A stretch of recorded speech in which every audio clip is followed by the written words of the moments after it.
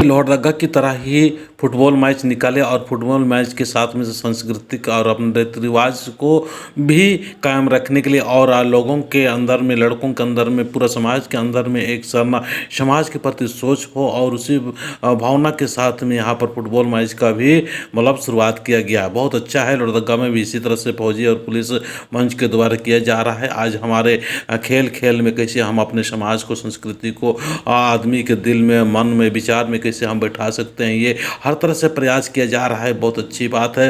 ये कर्रा जो है वो सुरदुल्ला गाँव का है। सुरदुल्ला गाँव में बहुत ही सुंदर पहल और बहुत ही अच्छा काम हो रहा है। आज इसी तरह से हम सभी लोगों को एक दूसरे को मदद और सहयोग करते हुए हम लोग को एक महान और सुंदर समाज के लिए, एक एक व्यक्ति को सुंदर खाने पीने, उठने बैठने और कपड़ा लता पहनने ओढ़ने का हर तरीका को हमको सुंदर करने की ज़रूरत है।